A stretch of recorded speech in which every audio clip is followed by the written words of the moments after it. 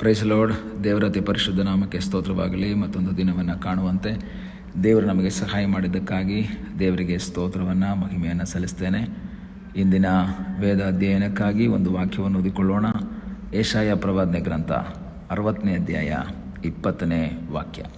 ನಿನ್ನ ಸೂರ್ಯನು ಇನ್ನು ಮುಣುಗನು, ನಿನ್ನ ಚಂದ್ರನು ತೊಲಗನು, ಯೆಹೋವನೇ ನಿನಗೆ ನಿತ್ಯ ಪ್ರಕಾಶವಾಗಿರುವನು, ನೀನು ದುಃಖಿಸುವ ದಿನಗಳು ಕೊನೆಗಾಣುವವು.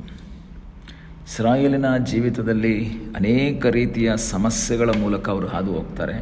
ಪ್ರತ್ಯೇಕವಾಗಿ ಶತ್ರುಗಳ ಒಂದು ಆಕ್ರಮಣದಿಂದ, ಶತ್ರುಗಳ ದಬ್ಬಾಳಿಕೆಯಿಂದ ಅವರು ತುಂಬ ಸೋತು ಹೋದಂತಹ ಸಮಯದಲ್ಲಿ ಅನೇಕ ಸಂದರ್ಭದಲ್ಲಿ ಅವರು ದೇವರ ಸನ್ನಿಧಾನದಲ್ಲಿ ಮೊರೆ ಇಡ್ತಾರೆ. ದೇವರೇ, ನಮ್ಮನ್ನು ರಕ್ಷಿಸು, ನಮ್ಮನ್ನು ಕಾಪಾಡು, ನಮಗೆ ದುಃಖ ಇದೆ, ನಮಗೆ ವೇದನೆ ಇದೆ, ಕತ್ತಲೆಯಲ್ಲಿ ಬಿದ್ದಿದ್ದೇವೆ, ನಿರಾಶೆಯಲ್ಲಿ ಬಿದ್ದಿದ್ದೇವೆ, ನಾವು ನಮ್ಮ ಜೀವಿತದಲ್ಲಿ ವೇದನೆಯನ್ನು ಅನುಭವಿಸ್ತಾ ಇದ್ದೇವೆ.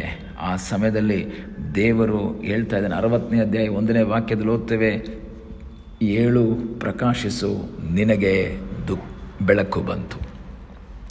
ಏಳು ಪ್ರಕಾಶಿಸು, ಅದರ ಅರ್ಥ ಏನು? ಕೂತು ಬೂದಿಯಲ್ಲಿ ಕೂತು ಕಣ್ಣೀರು ಹಾಕುತ್ತಾ ಅಳುತ್ತಾ ಇರುವಂತಹ ಇಸ್ರಾಯೇಲ್ ಜನವನ್ನು ನೋಡಿ ಹೇಳ್ತಾ ಇದ್ದಾನೆ, ನೀನಲ್ಲಿಂದ ಎದ್ದೇಳಬೇಕು.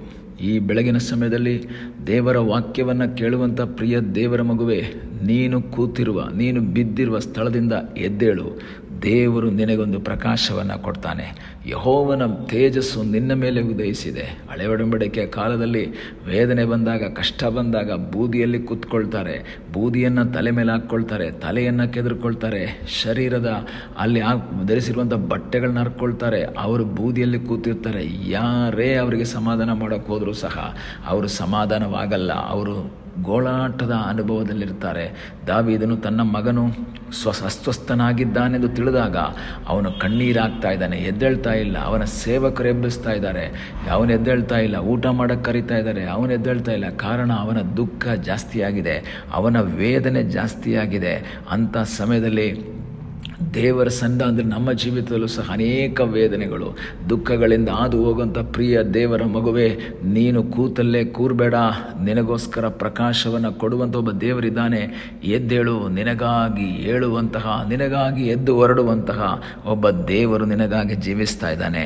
ಅಲ್ಲಿ ನಾವು 20ನೇ ವಾಕ್ಯದಲ್ಲಿ ಓದುವಂಥ ಸಮಯದಲ್ಲಿ ಈ ರೀತಿ ಓದ್ತು, ನಿನ್ನ ಸೂರ್ಯನು ಇನ್ನು ಮುಣುಗನು, ನಿನ್ನ ಚಂದ್ರನು ತೊಲಗನು. ಅದರ ಅರ್ಥ ಕತ್ತಲೆಯ ಅನುಭವ ನೀಗಿ ಹೋಗ್ತದೆ.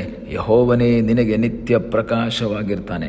ನಿನ್ನ ಜೀವಿತದ ಕತ್ತಲೆಯನ್ನು ನೀಗಿಸುವುದಕ್ಕೆ ಮನುಷ್ಯರಿಂದಾಗಲ್ಲ. ಮನುಷ್ಯರು ಕೊಡುವಂಥ ಬೆಳಕು ಅದು ತಾತ್ಕಾಲಿಕವಾಗಿರ್ತದೆ. ಆದರೆ ಆ ದೇವರು ಕೊಡುವಂತಹ ಬೆಳಕು ಅದು ನಿತ್ಯವಾದಂತಹ ಬೆಳಕಾಗಿರುತ್ತೆ. ಅದು ನಿತ್ಯವಾದ ಪ್ರಕಾಶವಾಗಿರ್ತದೆ. ದೇವರ ವಾಕ್ಯ ಹೇಳ್ತದೆ, ನೀನು ದುಃಖಿಸುವ ದಿನಗಳು ಕೊನೆಗಾಣುವವು. ನೀನು ಅನೇಕ ದಿನಗಳಿಂದ ದುಃಖ ಪಡ್ತಾ ಇದೆಯಾ, ಅನೇಕ ದಿನಗಳಿಂದ ಕಣ್ಣೀರಾಗ್ತಾ ಇದೆಯಾ, ಅನೇಕ ದಿನಗಳಿಂದ ವೇದನೆ ಪಡ್ತಾ ಇದೆಯಾ. ದೇವರೇ, ನನ್ನ ಈ ದುಃಖಕ್ಕೆ ಕೊನೆ ಇಲ್ವಾ, ನನ್ನ ಈ ವೇದನೆಗೆ ಕೊನೆ ಇಲ್ವಾ, ನನ್ನ ಈ ಕಣ್ಣೀರಿಗೆ ಪರಿಹಾರನೇ ಇಲ್ವಾ ಎಂಬುದಾಗಿ ಮೊರೆ ಇಡುವಂತಹ ದೇವರ ಮಗುವೆ, ಈ ಬೆಳಗಿನ ಸಮಯದಲ್ಲಿ ದೇವರು ನಿನಗೆ ವಾಗ್ದಾನ ಮಾಡ್ತಾ ಇದ್ದಾನೆ. ನಿನ್ನ ಆ ದುಃಖದ ದಿನಗಳು ಕೊನೆಗಾಣುತ್ತೆ, ನಿನ್ನ ಕತ್ತಲೆಯ ಅನುಭವ ನೀಗುತ್ತೆ. ಯಾವಾಗ? ನಿನ್ನ ಜೀವಿತದಲ್ಲಿ ದೇವರು ಇಳಿದು ಬರುವಾಗ, ಆತನ ಪ್ರಕಾಶ ಇಳಿದು ಬರುವಾಗ. ಆದರೆ ನೀನೇನು ಮಾಡಬೇಕು? ನೀನು ಎದ್ದೇಳಬೇಕು, ನೀನು ಪ್ರಕಾಶಿಸಬೇಕು. ದೇವರು ಬೆಳಕನ್ನು ಕೊಡುವಾಗ ಕತ್ತಲು ಎಲ್ಲ ಕಡೆಯಲ್ಲಿರುವಾಗಲೂ ಸಹ ನಿನ್ನಲ್ಲಿ ಒಂದು ಬೆಳಕುಂಟಾಗುತ್ತೆ. ಈಗೋ 2ನೇ ವಾಕ್ಯ ಓದ್ತೀವಿ, ಈಗೋ ಕತ್ತಲು ಭೂಮಿಯನ್ನು ಆವರಿಸಿದೆ, ಕಾರ್ಗತ್ತಲು ಜನಾಂಗಗಳನ್ನು ಮುಚ್ಚಿದೆ. ನಿನ್ನ ಮೇಲಾದರೂ ಯೆಹೋವನು ಉದಯಿಸುವನು. ನಿನ್ನ ಮೇಲೆ ಎಲ್ಲ ಕಡೆಯಲ್ಲಿ ಕತ್ತಲೆ ಅನುಭವ ಇರುವಾಗಲೂ ಸಹ ನೀನು ಎದ್ದೇಳಕ್ಕೆ ತಯಾರಾದರೆ, ನಂಬಿಕೆಯಿಂದ ದೇವರ ಮುಖವನ್ನು ನೋಡುವುದಕ್ಕೆ ತಯಾರಾದರೆ, ನಿನ್ನ ಮೇಲೆ ಯಾರಲ್ಲಿಯೂ ಇಲ್ಲದೇ ಇರುವಂತಹ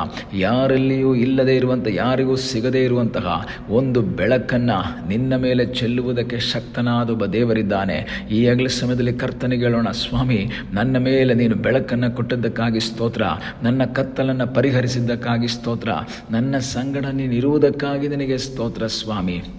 ಹೌದು ಪ್ರಿಯ ದೇವರ ಮಗುವೆ, ಯಾರಿಗೂ ಇಲ್ಲದೆ ಇರುವಂಥ ಕಷ್ಟ ನಿನಗಿರೋದಾದರೆ, ಯಾರಿಗೂ ಇಲ್ಲದೆ ಇರುವಂಥ ವೇದನೆ ನಿನಗಿರೋದಾದರೆ, ದೇವರೇ ಯಾರಿಗೂ ಇಲ್ಲದೆ ಇರುವಂತಹ ಒಂದು ವೇದನೆ, ದೊಡ್ಡ ವೇದನೆ, ಕಷ್ಟ, ದುಃಖ, ಕಣ್ಣೀರು ನನಗಿದೆ ಅಂತ ನೀನು ನಿರಾಶೆ ಪಡ್ತಾ ಇದ್ರೆ, ಇಲ್ಲ, ಯಾರಿಗೂ ಸಿಗದೇ ಇರುವಂಥ ಒಂದು ದೊಡ್ಡ ಬೆಳಕು ನಿನ್ನ ಮೇಲೆ ಚೆಲ್ಲುವುದಕ್ಕೆ ದೇವರು ಶಕ್ತನಾಗಿದ್ದಾನೆ. ನಿನ್ನ ಸಮಸ್ಯೆಗೆ ತಕ್ಕ ಹಾಗೆ ಅದರ ಮೇಲೊಂದು ಬೆಳಕನ್ನು ಚೆಲ್ಲಿ ಆ ಕತ್ತಲನ್ನು ಪರಿಹರಿಸುವ, ನಿನ್ನ ದುಃಖವನ್ನು ನೀಗಿಸುವ ಒಬ್ಬ ದೇವರಿದ್ದಾನೆ. ಇವತ್ತು ನಿನ್ನ ಮೇಲೆ ಉದಯಿಸುವಂಥ ಸೂರ್ಯನು ಮುಳುಗಿರ್ಬೋದು, ಇವತ್ತು ಅವನು ಬೆಳಕನ್ನು ಕೊಡದೇ ಇರಬಹುದು, ಆದರೆ ಈ ದೇವರ ವಾಕ್ಯ ಹೇಳ್ತದೆ, ಇನ್ನು ಮೇಲೆ ನಿನ್ನ ಸೂರ್ಯ ಮುಳುಗಲ್ಲ. ಯಾರು? ಈ ಲೋಕದಲ್ಲಿ ಕಾಣುವ ಸೂರ್ಯ ಅಲ್ಲ, ನೀತಿ ಸೂರ್ಯನಾದ ದೇವರು ನಿನ್ನ ಸಂಗಡ ನಿಲ್ತಾನೆ. ಆತನು ಮುಳುಗಲ್ಲ, ನಿನ್ನ ದುಃಖದ ದಿನಗಳನ್ನು ಕೊನೆಗಾಣಿಸ್ತಾನೆ. ನೀನು ದುಃಖಿಸುವಂಥ ದಿನಗಳು ಕೊನೆಗಾಳ್ತದೆ. ಈ ಹಗಲ ಸಮಯದಲ್ಲಿ ಕರ್ತನಿಗೆ ಹೇಳೋಣ, ಸ್ವಾಮಿ, ನನ್ನ ದುಃಖವನ್ನು ಪರಿಹರಿಸುವ, ದುಃಖವನ್ನು ನೀಗಿಸುವಂತಹ ನಿನ್ನ ಕೃಪೆಗಾಗಿ ಸ್ತೋತ್ರ. ನನ್ನ ಮೇಲೆ ನೀನು ಬೆಳಕನ್ನು ಚೆಲ್ಲಿದ್ದಕ್ಕಾಗಿ ಸ್ತೋತ್ರ.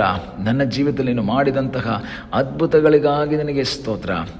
ಆ ಕರ್ತನಲ್ಲಿ ಆಶ್ರಯಿಸುವುದಾದರೆ, ಆ ಕರ್ತನ ಮುಖವನ್ನು ನೋಡುವುದಾದರೆ, ನಿನ್ನ ದುಃಖದ ದಿನಗಳು ನೀಗಿ ನಿನಗೊಂದು ಆನಂದದ ದಿನವನ್ನು ಕೊಡುವಂತಹ ಸರ್ವಶಕ್ತನಾದ ದೇವರಿದ್ದಾನೆ. ಆ ದೇವರಲ್ಲಿ ನಾವು ಆಶ್ರಯಿಸೋಣ, ಆತನ ಮುಖವನ್ನು ನೋಡೋಣ.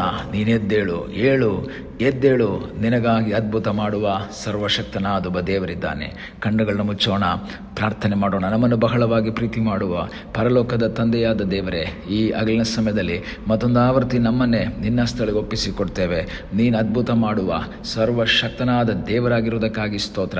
ನಿನ್ನ ಹಸ್ತಗಳಿಗೆ ನಮ್ಮನ್ನೇ ಒಪ್ಪಿಸಿಕೊಡ್ತೇವೆ. ನಿನ್ನ ಕೃಪೆಯಲ್ಲಿ ನಮ್ಮನ್ನು ಮರೆಮಾಡು, ನಮ್ಮನ್ನು ಆಶೀರ್ವದಿಸು. ನಿನ್ನ ದೈವಿಕವಾದ ಕಾವಲು ಸಾನ್ನಿಧ್ಯ ಈ ದಿವಸಗಳು ನಮ್ಮ ಮೇಲೆ ಇರಲಿ ಎಂಬುದಾಗಿ ನಾವು ಪ್ರಾರ್ಥಿಸ್ತೇವೆ. ಕತ್ತಲೆಯನ್ನು ಪರಿಹರಿಸಿ ಬೆಳಕನ್ನು ಚೆಲ್ಲುವಂಥ ನಿನ್ನ ಕೃಪೆಗಾಗಿ ಸ್ತೋತ್ರ.